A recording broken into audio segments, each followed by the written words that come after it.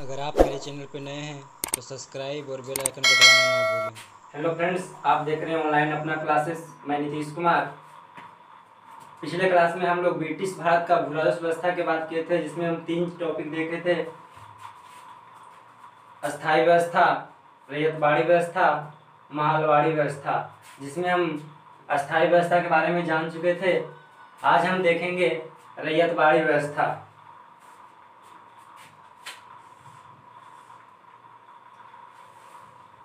यह व्यवस्था सबसे पहले 1792 में कैप्टन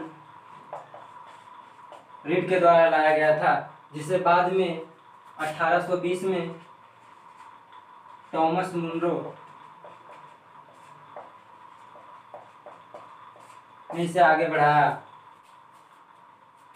इस व्यवस्था में किसान को जमीन का मालिक बना दिया गया था। इस व्यवस्था में सरकार जमींदार से कर ना वसूल कर डायरेक्ट किसान से कर वसूलता था। इसके पहले हम देख चुके हैं अस्थाई व्यवस्था में सरकार और जब किसान के बीच एक जमींदार होता था, जिससे किसान से कर जमींदारी वसूलता था। किसान डायरेक्ट सरकार को कर पे नहीं करता था। लेकिन इस व्यवस्था में जमींदार को हटा दिया गया और सरकार को सीधे किसान से कर वसूलने का अधिकार दे दिया गया। हम लोग पहले देख चुके हैं कि अस्थाई व्यवस्था में सरकार और किसान के बीच एक जमींदार होता था, लेकिन इसमें सरकार और जब किसान के बीच जमींदार को हटा दिया गया और डायरेक्ट किसान से कर वसूलने लगा।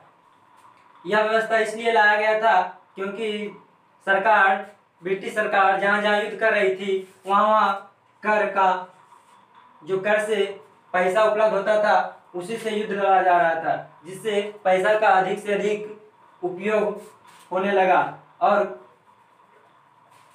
पिछली व्यवस्था में जो था वो फिक्स था कर का, जिससे युद्ध में सामग्रियों का पूरा नहीं किया जा पा रहा था।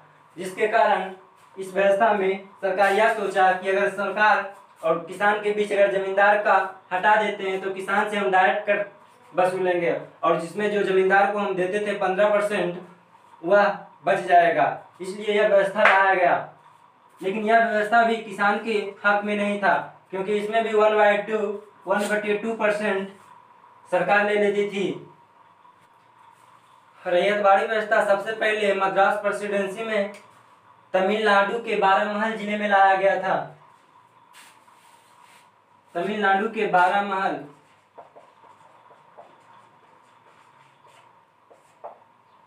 जिले में लाया गया था। वहां जो कर का दर था 33 से 55%, और बम्बई प्रेसिडेंस में यह दर 45 से 55% था। यह व्यवस्था एलिफेंस्टन और चैपलिन के रिपोर्ट पर आधारित था। एलिफेंस्टन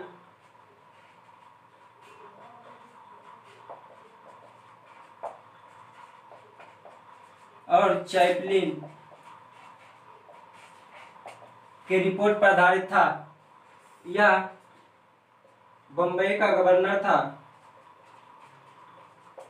और यह आयुक्त था वहां का। रैयतवाड़ी व्यवस्था पूरे ब्रिटिश भारत में बम्बई, मद्रास और असम के क्षेत्र में लागू था। इसमें यह व्यवस्था, रैयतवाड़ी व्यवस्था, बम्बई, मद्रास और असम के क्षेत्र में लागू था। यह पूरे ब्रिटिश भारत में 51% क्षेत्र पर फैला हुआ था।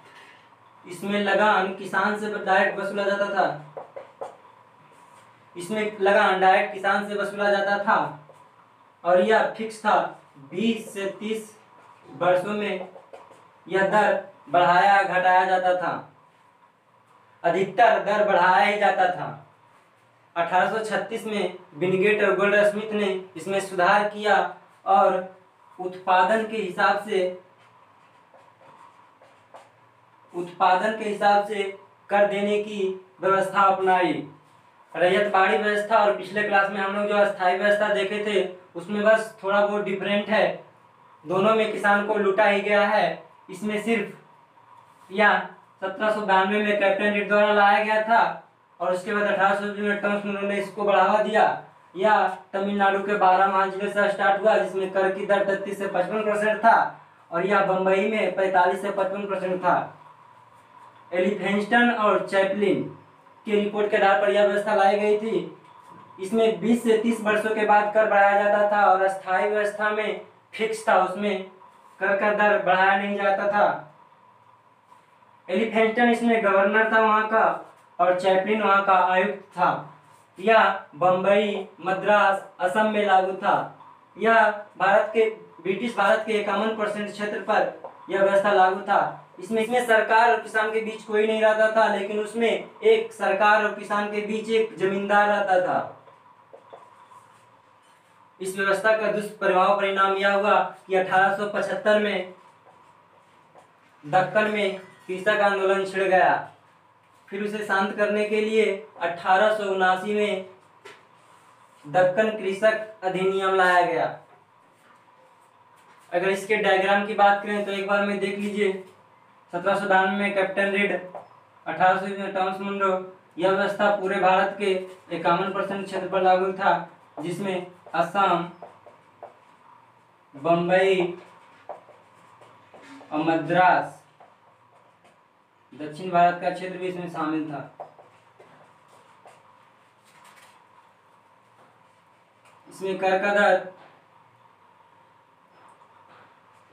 33 से 55% और 45 से यह मद्रास क्षेत्र में लागू था और यह बम्बई।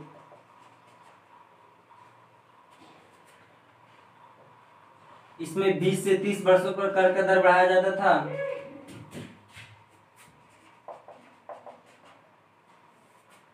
इसमें यह 20 से 30 वर्षों में कर का लगान बढ़ाया जाता था या घटाया जाता था, लेकिन अधिकतर कर बढ़ाया ही गया है।